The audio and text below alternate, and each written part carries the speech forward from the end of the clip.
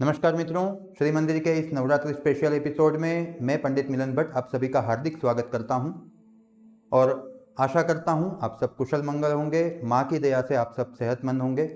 मित्रों, नवरात्रि के पहले दिन के पहले स्वरूप मां शैलपुत्री के बारे में हमने पिछले एपिसोड में देखा। आज इस एपिसोड में देखेंगे मां के दूसरे स्वरूप मां ब्रह्मचारिणी के बारे में। जानेंगे माँ ब्रह्मचारिणी अवतरित कैसे हुए और माँ ब्रह्मचारिणी के मंत्र आराधना से, पूजा अर्चना करना से जातक को क्या लाभ होता है। सबसे पहले जानते हैं मित्रों माँ ब्रह्मचारिणी के स्वरूप के बारे में। माँ ब्रह्मचारिणी का स्वरूप बहुत ही सरल स्वभाव वाली और दुष्टों को मार्ग दिखाने वाली हैं। उनके दाहिने हाथ में जप की माला और बाएं हाथ में कमंडल रहता है। साधक यदि ब्रह्मचारिणी की उपासना करता है तो उनको त्याग करने की शक्ति, सदाचार, संयम और वैराग्य की वृद्धि होती है और इसके साथ जातक को कठिन से कठिन संघर्ष में भी बाहर निकलने की शक्ति मिलती है। आइए जानते हैं मित्रों कि माँ का इस स्वरूप का नाम ब्रह्मचारिणी कैसे पड़ा। आदिशक्ति ने माँ पार्वती के रूप में जब पर्वतराज हिमालय के वहाँ जन्म लिया तो नारद मुनि के कहने से भगवान महादेव को पति रूप में प्राप्त करने के लिए उन्होंने हजारों वर्षों तक कठोर तपश्चर्या की। यही कठोर तपश्चर्या के फल हेतु उनका नाम तपश्चारिणी या तो ब्रह्मचारिणी पड़ा। मित्रों, माँ ब्रह्मचारिणी त्याग और तपस्या की देवी है। आइए जानते हैं कि माँ ब्रह्मचारिणी की व्रत या तो उनकी आराधना करने से जातक को क्या लाभ होते हैं। मित्रों, देवी ब्रह्मचारिणी यह संदेश देती है कि बिना कठोर तपश्चर्या यानी कठोर परिश्रम किए बगैर किसी भी चीज़ का फल सुलभता से नहीं मिलता और माँ के इसी तपश्चर्या की कठोर शक्ति प्राप्त करने के लिए नवरात्रि के दूसरे दिन माँ ब्रह्मचारिणी की साधना करनी चाहिए।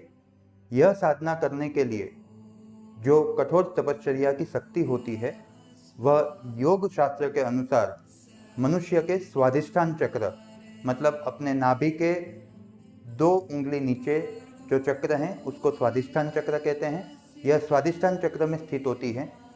तो इस दिन नवरात्रि के दूसरे दिन माँ ब्रह्मचारिणी को प्रसन्न करने के लिए बहुत ही सरल साधना होती है। माँ को मिश्री और घी का भोग लगाया जाता है और साथ में जो भी साधक इनकी पूजा आराधना करने बैठते हैं उनको अपना पूर्ण ध्यान स्वाधिष्ठान चक्र के ऊपर केंद्रित करना चाहिए। इससे त्याग, सदाचार की भावना हमें मिलती है और वैराग्य हम में आता है। साथ में जो भी हम लोग काम करते हैं वह काम में सफलता पाने के हेतु हमें निष्ठा मिलती है। आइए मित्रों, अब हम जानते हैं माँ ब्रह्मचारिणी के मंत्रों के बारे में।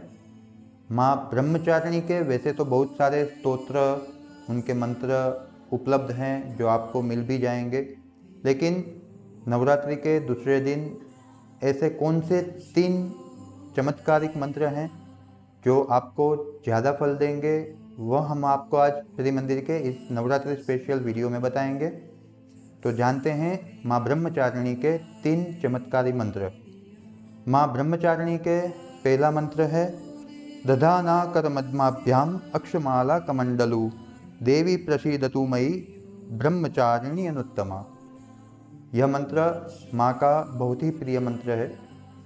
आप नवरात्रि के दूसरे दिन जो भी साधक, जैसे मैंने इसके पहले भी आपको बताया कि स्वाधिष्ठान चक्र के ऊपर अपना पूरा ध्यान लगाकर माँ की उपासना करनी चाहिए, तो वह उपासना के दरमियान अगर आप ये मंत्र करेंगे तो माँ ब्रह्मचारिणी की कृपा आप पर जरूर होगी।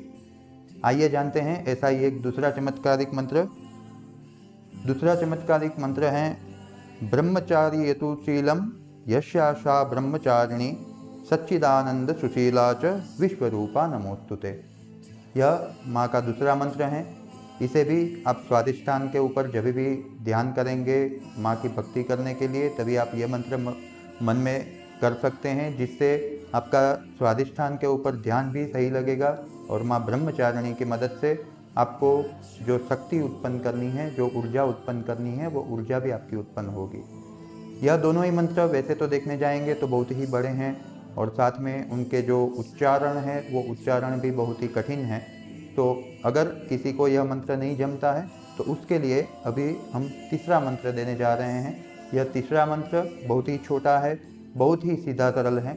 जो भी व्यक्ति साधना करना चाहता है फिर भी जो आगे 2 मंत्र दिए वो 2 मंत्र अगर नहीं कर सकता है तो यह तीसरा मंत्र करेगा, उनको भी माँ ब्रह्मचारिणी की कृपा प्राप्ति जरूर से होगी। और माँ का तीसरा मंत्र है ओम देवी ब्रह्मचारिण्यै नमः। यह सीधा सरल मंत्र आप अगर करेंगे तो माँ ब्रह्मचारिणी आपके ऊपर भी कृपा करेगी और आपका जो स्वादिष्ठान के ऊपर ध्यान लगाना है उसका आपको सफल परिणाम मिलेगा। तो मित्रों, ये थी माँ ब्रह्मचारिणी के बारे में जानकारी। आपको अधिक जानकारी के लिए आप श्री मंदिर ऐप डाउनलोड करें और ऐसे ही व्रत, पर्व और त्योहारों की जानकारी के लिए आप हमारे श्री मंदिर यूट्यूब चैनल को सब्सक्राइब करना ना भूलें।